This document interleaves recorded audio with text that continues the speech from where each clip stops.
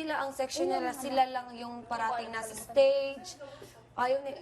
16 section kaya kami sa first year. Kasi kami yung pinakamalaking public school sa dun sa Davao. Tapos, Mga ilan kayo? hindi ko alam, basta 16 section kami sa isang May kamag-anak year. din ako. Pagkatapos, May kamag-anak ako sa Cativiver eh. Mama sa public. siya. Sa'yo lang, Rita. Din kami. Pagkatapos nun, ayaw ko yung parang ang arte, tapos iba pag may talent sila, gusto sila lang, tapos wag na dun sa ibang section. Yun yung ginawa ko, na promise pa ako sa sarili ko na mag-late ako mag-late ako ng enroll para, kasi yung late enroll, doon pinupunta sa last section. Yun yung ginawa ko. Late na ako. Katapos, yes, last section, ganun. Tapos marami pa rin ganun. Kasi mga siguro, mga 6, ganun. Pagkatapos, yun na, alam mo ba, naging issue, Jade kami. Jade yung pangalan namin, tapos first section. Hindi ko na sabihin ko anong section nila. First section, tapos last section. Nag-away. Ay, di, kompetensya sa isang role. Kung, di ba, may drama. Natalo namin sila. Oo.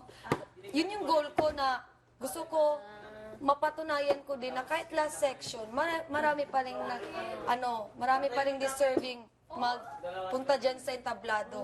Kaya ginawa kong lahat, yung Florante at Laura. Naging Laura ako. Tapos ako nag-pick ng mga tapos galingan natin kasi every section, pipiliin kung sino yung magagaling, yun yung magpe-present. Kaya yung ginawa talaga namin, dapat ganito, ganyan. Lahat ginawa namin, ganun. Tapos, pipiliin tapos last section na kami.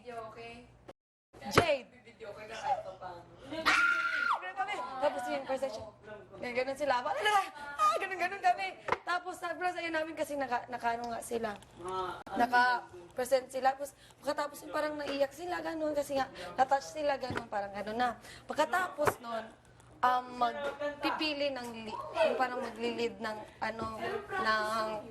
sayo yung cheer tapos sa buong second year high school. Tapos isa akong napili. Tapos ganun yung mga, ganun sila. Tapos ako, dapat di tayo patalo. Tapos ako man itong pinipili ng ng every leader na isa. Hindi pinili ko yung mga kasama ko sa last section para mas lalo silang ma-imber sa last section. Akala niyo kayo lang, ha? Kaya yun. At si Ate May pag nakakwento tuwang-tuwa siya sa kanya. Tapos yun yung pinakamasaya kasi sila yung kasama ko sa theory, tapos masali kasi ako elementary, puro mga jologs itong mga kasama ko. Tapos pagka high school ko, first year high school, puro mga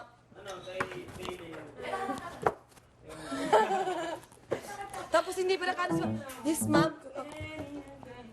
Tapos ayoko nung boring. Kaya yung ginawa ko sa junior high school. Kasi yun kami yung pinakamalaking public school nga sa Davao. Tapos, yung first section, yung parang napakano na talaga kompetensya talaga. Pero proud ako kasi sa amin, kahit last section kami, may transfer kasing, sobrang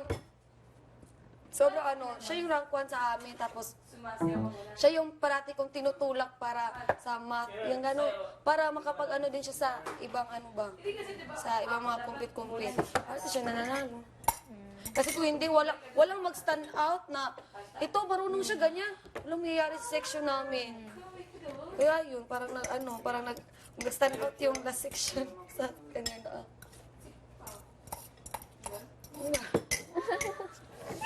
Hindi pa daw makamapag si Kuya Marco sa Chinese garden. Pero pagka third year high school ko, nag 1 week pa ako doon bago ko pumunta sa CDO. Halan, sobrang iyak ko talaga kasi kahit daw naging first section na ako. Kung ma'am, bakit ganun first section ko siya? Kasi naging naging rank 5 pa na ako doon sa second year high school. Sabi ko, ma'am, hindi ko, ayoko talaga. Iyak ako naiyak kasi yung mga classmates ko nandun sa ibang section silang lahat. Tapos ako lang to, iyak ako naiyak. Tapos okay lang naman sila talaga, pero parating, Yung first section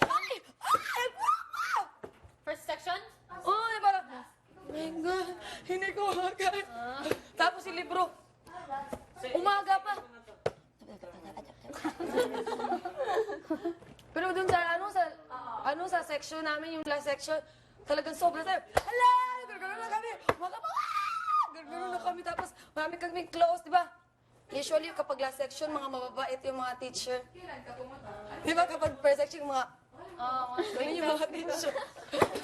No? Kasi ang last section, yung pasensya, dapat yung malaki ang pasensya ng teacher sa last section. Yun na ko. Kaya sobrang ganda pa. Tapos memorable. Yun yung yun yung goal ko. Hindi yung may grado, kompet! Hindi yun ang gusto ko. Gusto ko yung memorable ang everyday ng